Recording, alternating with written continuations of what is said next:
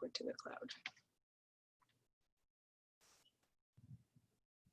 Okay, so good evening. My name is Bertha Robinson, and I have the pleasure of collaborating with the Plainfield Special Improvement District, and we will have a Wednesday webinar series starting today. And our series for today will cover the importance of a business plan. The way that I foresee this session going is if there aren't that many participants, you can ask your questions as we go along, because sometimes there may be something that I'll review and it may be pertinent to you right then and then, and I don't want you to forget your question. Or if you'd like, you can also use the chat to insert your question, and then during the Q&A portion of tonight's session, we can then address those questions then. As I mentioned before, we are recording tonight's session, and all of them will be recorded and then made available to all that registered. Whether they were able to join us tonight or were unable to, then you'll be able to just go back and access that from the Special Improvement District website. So I'm Bertha Robinson, and I am a business coach and consultant with Star One Professional Services. And what we do is we help business owners get unstuck out of the loop of goal setting and finally getting to goal achievement and moving your business forward. And I'd be happy to talk to anyone, have a dialogue as to what's going on in your own particular business. Any questions you may have, please feel free to reach out to me any which way, whether it's social media, my website, just giving me a good old phone call, or email. All are acceptable. I'd be happy to do that. So let's get right into it. In the importance of a business plan. This is going to be a high level overview. So I'm not really going to go into the nitty gritty of what you should have in your business plan, but this will be a slide that will cover it. And again, it's high level. We can always have another session at another time or one-on-one to make sure that you have what you need for your roadmap, which is what I call the business plan. So these are the things that should be included in your plan. It doesn't mean that every business needs to have all of this, but there are some specifics that every business should have. And that would start with the executive summary. The executive summary, as it's bulleted here, is a positive overview of who you are, why you do what you do, when do you plan to maybe scale, grow, expand, where do you do this, where is your business based, what is your market area, target area based, and how do you do what you do. And some of these have some overview or overlap, I should say, into some of these other bullet points. But the executive summary is just that. It's that first page summary of what your business looks like. It should also include your mission statement. Your mission statement is the purpose and how you will approach what you do. Why do you do it? And then your company vision, and mission and vision go hand in hand, is how will you see yourself projected into the future? What will your position be in the future? And then if you offer a product, a service, and or both, what is it? And what differentiates you from your competitors? You can put that in here in terms of what makes your product and service very special. And then underneath this, you can have a segment on your financials. There's a separate section completely dedicated to financials, but when I say that your financials should be here, it can include cost and what differentiates you in cost for your product and service. Now, here's where you start to get a little bit more into how this is a roadmap for you when you're starting to talk about your goals and your milestones. The goals that you have for your business, the short-term, midterm, and long-term goals and objectives should absolutely be listed in your business plan. This helps position you, as to where it is that you want to be. This is your roadmap, your GPS, so to speak. But this section should be the most concise and clearest section, because basically these goals and milestones can inform these other bulleted points. You've all heard of SMART goals. So they have to be specific, measurable, attainable, realistically high, and time-bound. But aside to that, what I give to my peers and also clients is that you should add the Y component, which is the W, the H, and the Y that you see here in Y Smart. The W represents written. All your goals and objectives should absolutely be written. There is some specific science and wiring of our brains that when you write something down, you have more force to make it happen. It's now confirmed in your thinking. The H represents harmonious. In other words, your goals shouldn't be contradictory to any other part of who you are, whether it's your mission, your vision, and your values. They have to all be in alignment, harmonious. And the Y here represents yours. They have to be your goals for what you want to do, again, that are in alignment with your mission, vision, and values, and they're yours. If I give you goals to achieve, that's really homework or field work. It's not a goal. It's something that I want you to accomplish, but it's not necessarily something that you would have the passion and the same feeling and motivation towards. So that's what really helps shape the goals. They should be written, harmonious, and yours, and then have that other criterion that we all know about, which is SMART, Y SMART. And then the second part here next to goals, I've also written down milestones. The milestones are the little trackers along the way that inform you as to you're getting close or you're still not close to your target yet. They let you know how close and how far you are in terms of distance, in terms of time to achieving your goals. And everyone should have milestones in terms of getting to your goals. And then a clearly defined target market. This target market and marketing strategy, which is the next bullet, go hand in hand. You want to really define who it is that you're going to sell to, that you're going to collaborate with, that you're going to serve. And then that's going to inform your marketing strategy.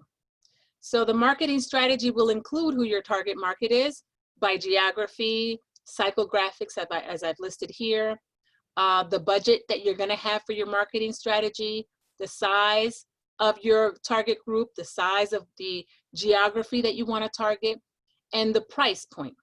That will also inform who can afford your product and service, or actually will inform who you will target that definitely will be able to afford or be in that population that you want to serve. The marketing strategy, and what makes this a little different from targeted market, is a targeted market is the people, the group who you'll be serving. So it's informed here by where they live, where they maybe work, where they shop, geography, and the psychographics, which is not just who they are by their demographics, what they look like, but also in terms of their psychology. You know, what do they believe? What do they think? What are their values? What are their mission and vision? Does that align with your mission and vision? Then that's the other component of who your target market is. The marketing strategy is, what is the plan of attack, let's say, in terms of you getting in front of that target market? Is it going to be, you know, a complete social media campaign? And then what specifically in social media will you use that will land you in front of that target market? So that's why I've had both of these listed separately. The next one that I have is your competitors. So who is it that's out there that's most clearly appearing, I'm going to say, to do what you do? And the reason I say appearing is because there are differentiators, but who's out there that may be taking a little bit of your market share? And when you see them as competitors, I heard somebody use this word and I really enjoyed it. They said cooperators or cooperators or competitors. In other words, you cooperate with your competitors, collaborate with them, not necessarily compete, but maybe there's something that they're doing that's clearly different than what you do that you can learn from, and vice versa. So look at them as an alliance sometimes. Go to their websites, look at their social media. You can even possibly poll their audience, their market, their customers, their clients, and all of that is available through market research. And it's available if you have a library card. All you need is a library card and you have access to Reference USA, which gives you access to who is doing what in what areas, in what industries, specific businesses, what their revenues are, etc. And that's how you can target your competitors, and you can also target your market. So it gives you a lot of resources just in that one area. Now, when you're looking at the competitors, it's important that you do a SWOT analysis. And I know sometimes people call this a SWOT analysis. So the S stands for your strengths. The L stands for your limitations as opposed to weaknesses. I just turned that into limitation. The O stands for opportunities, and the T stands for threats. We can have a whole session just on a marketing plan, and we can talk more about that in one of our upcoming sessions. So I'm not going to really dive deep into that. I just want to do a high level overview, but a SWOT analysis should be something that you include in your business plan.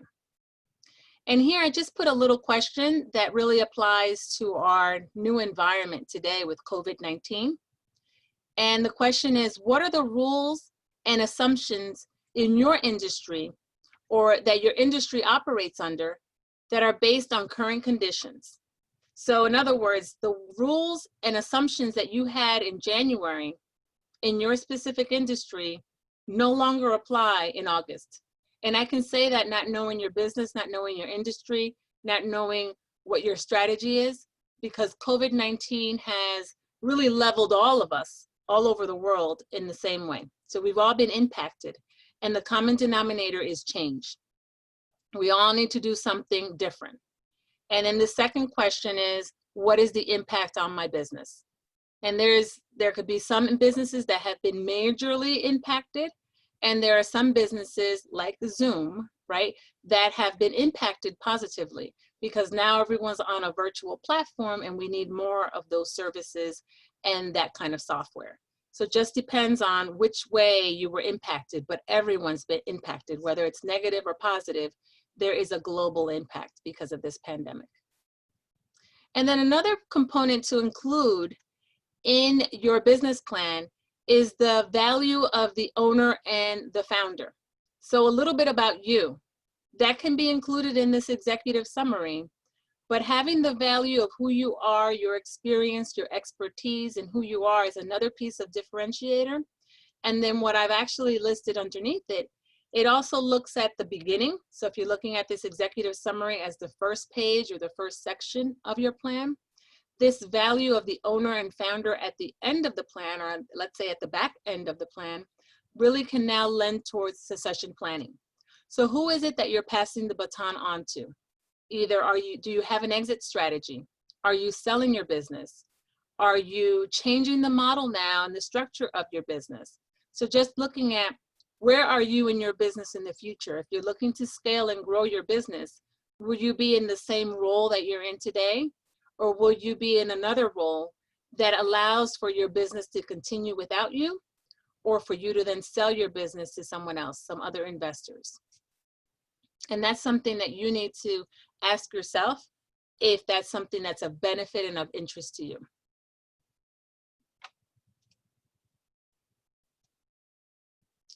Okay, so these are some myths of some business plans. I only need it for when I need investors to infuse my business with capital. So now I'm in a situation, right? It's COVID-19. I haven't done a plan. I don't have a strategy. And I realize that I need an infusion of capital. I need more money. I need help to stay afloat or to do some other things that I was expecting to do this month or this quarter. Now I'm putting together a plan. So it's a little reactive as opposed to proactive. You want to really make sure that this plan is for you and that it includes all of that information that may apply for your business that we just talked about in the previous slide, but that you have that before you need investors to help or to infuse the business. The second one is, once I write it, it's done for the life of the business. No, it's not one and done at all, because your business will evolve and will change. It will not be stagnant. Again, I'm going to continue to point to the pandemic that we're in right now, but there will be ebb and flows in your business. And that's why your business plan needs to be a living document, a document that will also evolve as you evolve, as your business evolves. I don't need to share it with anyone else. It's private. And I don't believe that either. There may be some components to your business plan that you don't share. I'm not saying put it on the home page of your website, but what I'm saying is depending on who the stakeholders are in your business, you obviously need to discuss it with partners. If you do need investors and want investors, it's someone that you'll share with. And I also truly believe in terms of my own business, mission, vision, and values, I want my teammates, I want my teams, my employees, anyone who's part of this organization to have buy-in. So I definitely want everyone to know where we're going, how we're heading there, how we're going to get there. And that's part of culture. And that's something that I believe in and sharing it with all employees, all stakeholders who are moving this ship forward. So it's not something that you keep secret. It's something you definitely want to share, especially if you have other people impacting how the business is going to move forward. It will make a startup success inevitable. And I will even change that word to just business success inevitable. Just having a business plan doesn't mean that you now are for sure shored up for success. It's a guide so that you can get to success, but it also can help you so that if there are, and there will be, bumps in the road, you know how to now navigate those bumpy waters. So it's what's going to help you, again, as a GPS, as a navigation system. It's not going to guarantee you success. There have been many businesses that have started and failed and had a business plan. And the reason for their failure wasn't because they had a business plan. And sometimes not necessarily the reason that they didn't share the business plan. Sometimes they fail because they didn't have a plan, because you didn't know where you were going. It could be a whole bunch of reasons why. It could be it wasn't a viable product. They weren't targeting the right market.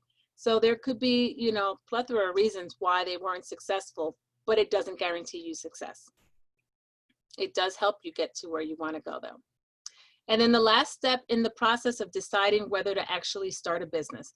And that's just the reverse. Instead of it being the last step, it should really be in the very early stages of when you're deciding to start a business. Again, it's a GPS. It's going to give you ideas as to how you move forward. So it should be one of the first things that you do when starting a business. I think I'm going to talk about that in just a few minutes in terms of a data dump and a dream inventory. You want to put everything that you see and envision for your business on paper, and it starts with your mission, vision, and values. What's the name of the business? Who will you be helping and serving, and why? So all of that really starts the meat of the business plan, and that's something that you should do at the beginning. But again, in the beginning, the middle, and the end of a business life cycle, you need to reevaluate.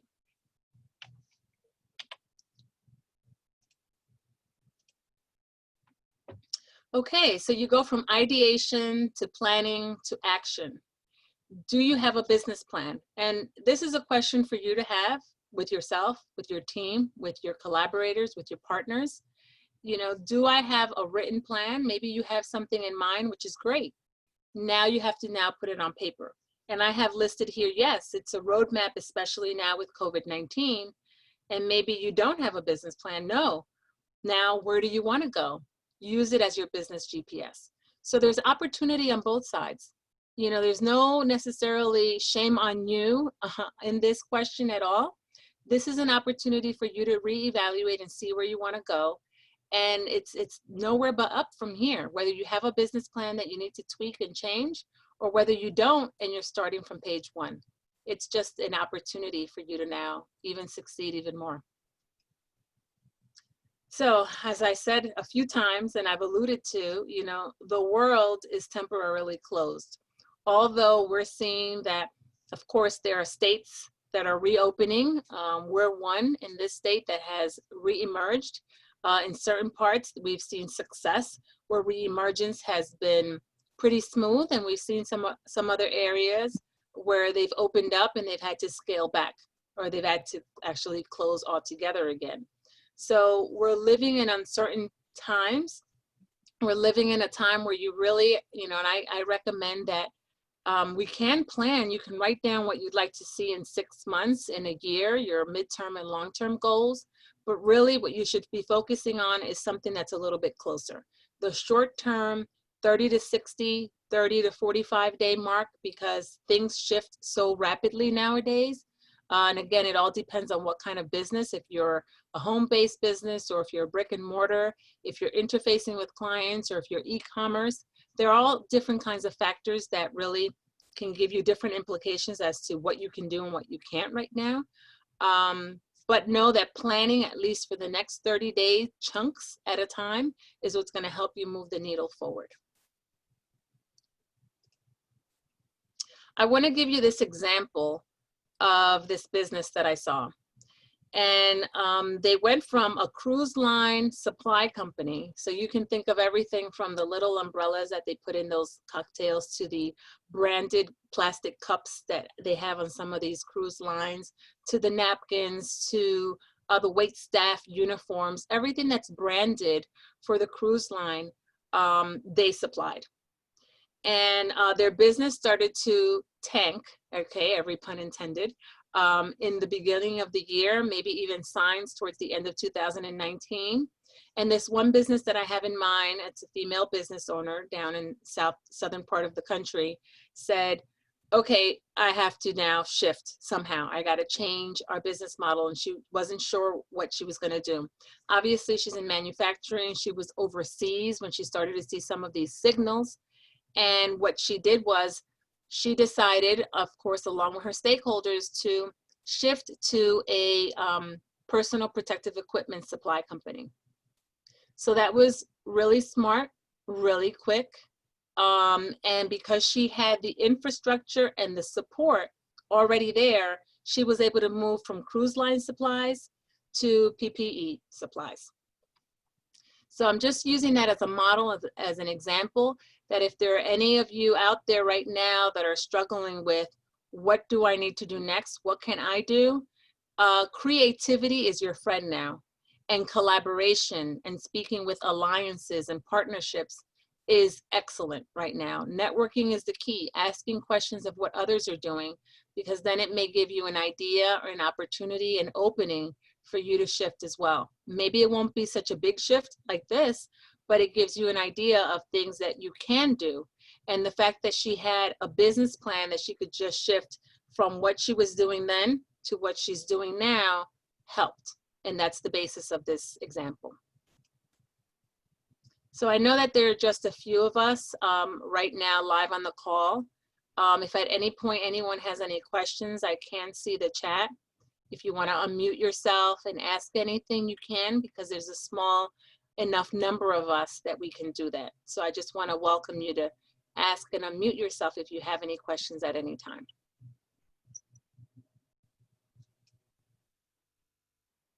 Okay, so I am going to continue on. I'm sorry if you see this bar up there. I'm just going to try and hide this panel. Okay. So, and again, this is just another slide explaining how that business went from A to B.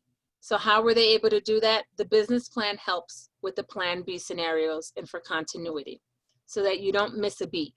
And sometimes, okay, I'm going to rephrase that. Sometimes we will miss a beat, but so that we can get up a little bit more agile, a little faster, a little leaner. So she had manufacturing already in that example. So it was easy for her to shift from manufacturing cruise line supplies to personal protective equipment. So she was doing masks and gloves and anything else that she was able to now manufacture. They had the business team structure, right? So I don't know if I spoke to that on the very first slide, but having a delineated structure of what your business will look like. Who are your partners? Who is on your board? And you're probably, if you're a solopreneur thinking it's just me, well then add your CPA, right? Your accountant to your board. If you have a business attorney to your board, maybe that you have some people that are trusted advisors, maybe a coach or a consultant, or people that you network with that are doing well in business, take them on as a mentor, add them to your sounding board. This is the beginning of your team until you hire others, if that's your goal, to then build your team structure. But in this case, she did have a business team structure that she could bounce these ideas off. They were ready to change process and methodologies and really shift to make that difference in her business. And then lastly, in this last image, I have partners, alliances, and investors. So there may have been capital that she needed in order to move quickly in terms of investment for new materials to make it happen. She had that already. She had a plan and she was able to present it and then move forward. So I know this is a big example, but I wanted to just show the picture of the importance of the business plan.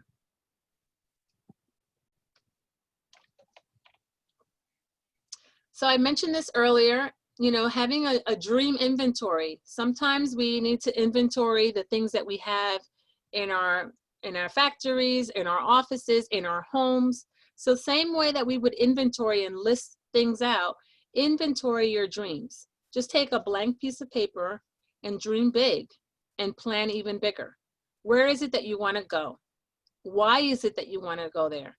Who is it that you need to collaborate with to get you there? And then when you do get there, what is it that you're going to do? And then are you going to stop there? Do you want to go to the next step?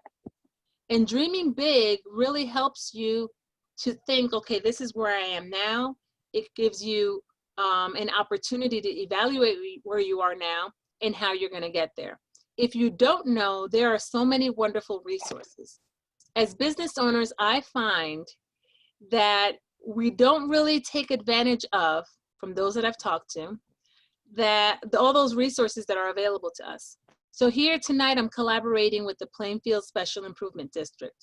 That's a resource that you have available to you to call and ask questions, where the staff there and the board there, part of their mission is to support the businesses in Plainfield. So really, if you connect and have a question and ask and you'll receive. There's a book that just came out, and if I could find by the end of this session tonight, before the end, the author, and if I don't find it tonight, I'll have it for next Wednesday's session.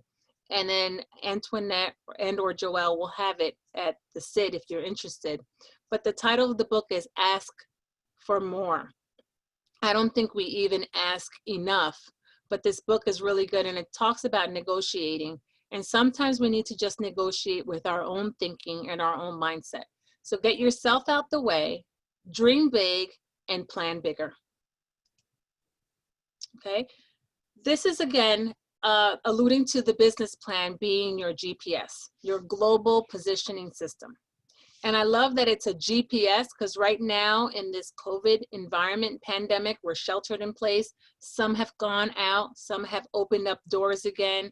Little by little, we're making some strides towards not where we were, because we won't go back to where we were. We can't go back into that door. We have to walk into new doors and open up new ones. So it's a global opportunity.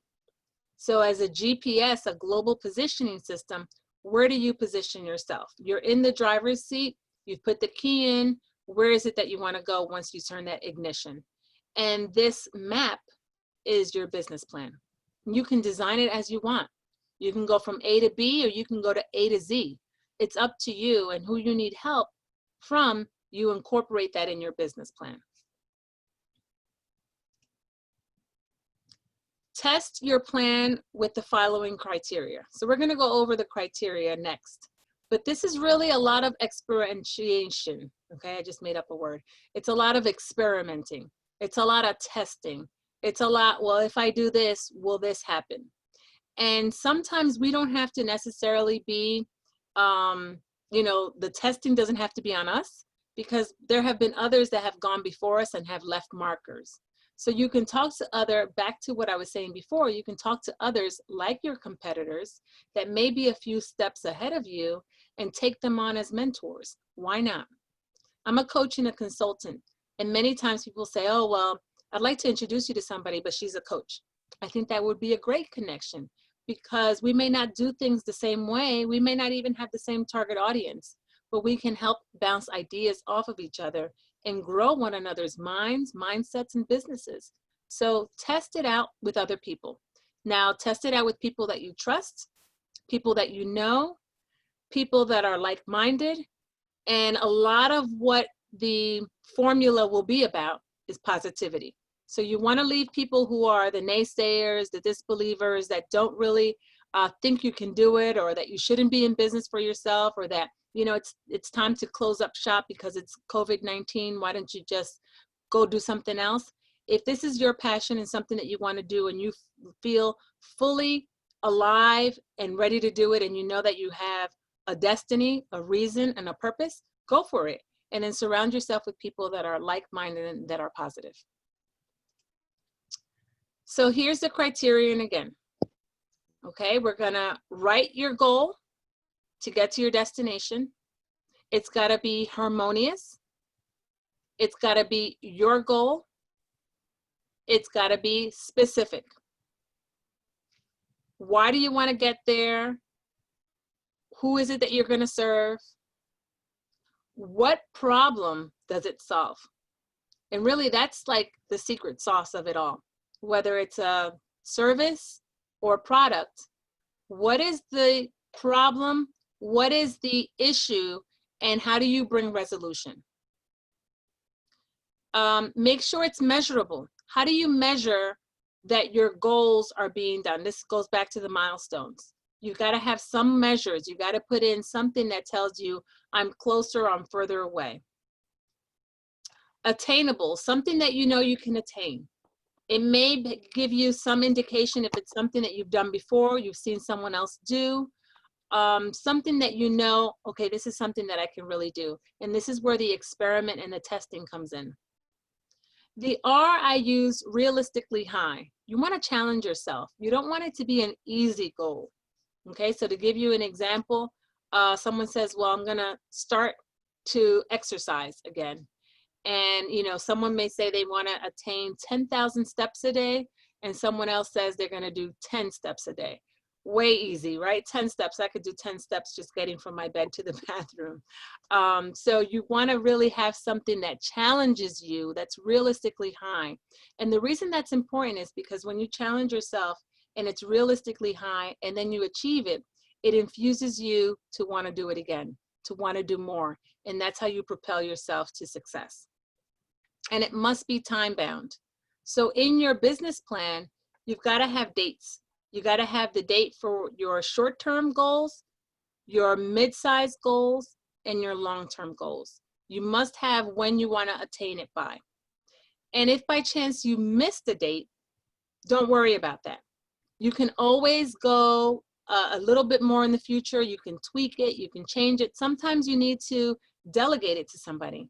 So you're waiting on someone else to complete something for you to complete that goal. That's understandable. So what you want to do is just make sure that you move the date forward again, and then you try and make it by that date. So you want to write out a strategy on a short timeline. Okay, this is all about change. And we're all on the same change timeline. We all have had to change one thing or another. So I'm a business owner, wife, mother of 4, lots of different things coming together.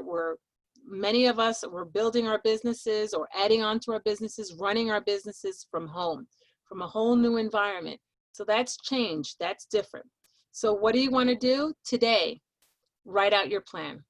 Even if it's a short outline, write it out for what you want to do. And if you already have a plan, pull it out, dust it off, and see where you need to make some changes, where you need to tweak it, where you need to really sharpen the saw, and then go for it. Make it happen. Then, like I said, have a target date of 30 days. So target date in 1 month. In 1 month, these are the things that I've accomplished. And these are things that maybe part of your goal is completing this business plan and having it, you know, presented to someone that you trust, a mentor, a collaborator, a partner, a coach, someone that you're going to share it with that you trust. And maybe you can do that in half the time. Maybe you don't need 4 weeks. Maybe you can get it done in 2. Make that be the midpoint. And then in 2 weeks, you have something else that you add on to. Then after that first assignment of yours or the first task, give yourself another target date, right? Which is now a month from that one. So when you're looking at this here, and I don't know if you can see this pointer, this is your target date, right? This is your starting point. And this is really a target date from 2 months from here. So don't move this out 2 months. This is just 1 month out. And every time it's just another 1 month out. So this is really 3 months at this point from this starting point. And at 3 months, you're evaluating what you've accomplished, all that you've done. I would break out all your activities, if you can, by day or by week, and use some kind of system that's going to help you stay true to what you want to do. So I use an Outlook calendar. It's really easy to integrate with my phone. I'm not going anywhere, so I can see it on my calendar for the most part. And everything that I need to do fully for my organization, right, for my business and my personal life are all integrated in that calendar. And I use tracking systems. I use tasks to help me get to those goals. And if it's something that's not an appointment that's necessarily relegated to a specific time in the day, I just write it at the top, or I indicate it at the top of the day, and then I don't assign a time. I just make sure it's an all-day task. And when I've completed it, I mark that with an X so that I know that now it's done, and anything that doesn't have an X for that day, I move it to the next day. Or if you're using a 1-week window, I move it to the following week. That's something that keeps me accountable. Then once you've done this at the end of 3 months, which is the equivalent of 1 quarter, then you rinse and repeat. You do it again. And then when you get really good in terms of your goals, your activities, and meeting them, then you can actually plan out the 6 months. You're still working within the 1-month time frame to check, and you do things in smaller activity chunks of weeks and days, but then you can go back and see what you've done in 6 months. At the end of the year, you do an annual review to see what you've done in 12 months. Another strategy that I would suggest when you're writing out your plan and your goals and you're doing your dream inventory, do something that I call goal categories. So they don't necessarily have a time stamp to it, but these are things that you want to achieve. If you make a list, and I don't know the science behind this, but it works. If you write a list out of all the things that you want to accomplish, even if they don't have a date next to it, I call those goal categories. It's got to have a little bit of mass to it. In other words, it's got to have that it's attainable. It's got to be specific. It's got to be measurable, something that you can measure, but not necessarily have a time to it. If you list all of that out on a sheet, in a journal, in a notebook, whatever you want, type it in, and then at the end of the year, you go back to those things, you're going to see that the majority of that, I'm going to say more than 50% of those things are done. And it goes back to that science that I was talking about. It's really called encoding to the brain. I don't understand the science behind it, but your brain has recognized, has seen it through the lens, recognized it. You have the passion behind it. You want to get it done, and you're actually working towards those activities. When you look at it at the end of the year, you're going to look at your list and say, wow, I didn't even realize that I wrote this down and I've accomplished it. So there's a lot of power in writing things down. And then when you put a timestamp to it, that's when you complete it as a goal. And then when you make it happen, again, that gives you that energy, that impetus, that passion to do it more and more. Then it becomes a practice for success. Okay, so someone should hold you accountable. And I've been mentioning this all along. So it's either someone you hire, a friend, a partner, a collaborator, a peer, another business owner. That's why masterminds and peer groups are really great and successful. I have an accountability partner. I'm part of a mastermind, and I also network in different networking groups where there are specific people that I meet with pretty often, regularly on the calendar, so that they can hold me accountable. I said I would do X, and when I meet with them, I got to have it done. And then vice versa. I'm an accountability partner for them. And sometimes it's funny, we'll talk and say, okay, I know I'm meeting with you tomorrow morning. So the afternoon before, I was making sure I had it done because I didn't want to tell her no, that I didn't have it done.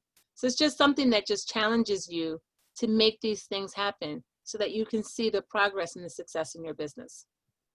So down here, I just have that you should delegate this role to someone you trust, whether they're in your centers of influence or someone that you've hired. It really does help you to see success and to see results. And part of this is part of your plan. So I thank you. I don't know if you're out there. Sometimes when you're recording and you're just speaking to the camera, it's so different from being in person. but I feel so privileged and honored to have been with you tonight. I hope that I've given you some value. If you have any further questions, I'd be happy to address those now. If you want a copy of this presentation, you can email me, or I've shared with Antoinette a link where you can go to so that you can just get a copy of this presentation if you just want to go back to it.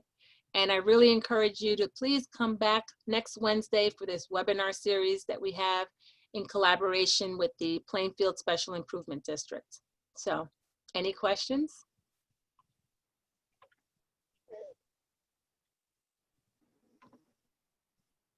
Hi, Bertha. Hi. I can't see you, but I'm going to This is Teresa.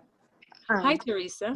Yeah, I Okay. have my frozen screen up because I was driving at the time. But I don't really have questions tonight, right now. Okay. But I do want to say that this presentation definitely had great value. So it's right now it's making the winds turn in my mind as to who am I in my business and where do I want to go? So when you talk about the roadmap and things of that nature. So definitely a lot of value was heard here tonight. And I want to say thank you for that. And I will be emailing you for a copy of the presentation, and I'll be back on next week. Then maybe by then, and as I'm taking in all the information that we received this evening. So that's what I just wanted to say. Oh, excellent. I'm so glad to hear that. Definitely, that makes me feel happy. I call that the spinning top. Like when I say something and someone walks away or they hang up the phone and they're like still thinking. And then when I meet them, they say, I was thinking about that. I was like, yay. Because I don't want that work to be on me. I want that work to be on you, Teresa, for you to say, wow, I didn't think of this and I didn't think of that and I could do this and I could do that. And that's when you're on fire. So I can't wait to see you again next week. And then I think that the way that we set up this series, I hope that's my intention, is that they build upon each other. So we've started with the business plan, and we're going to go through marketing, target market, and we're going to go from there so that they can couple each other. So absolutely, if you have a question from the presentation today, next week, I welcome that. This is like a working session for business owners to just grow and be successful. I'm here to just serve in that way. Thank you. Awesome. Thank you as well. My pleasure. So Joelle, Antoinette, do you have any comments or questions?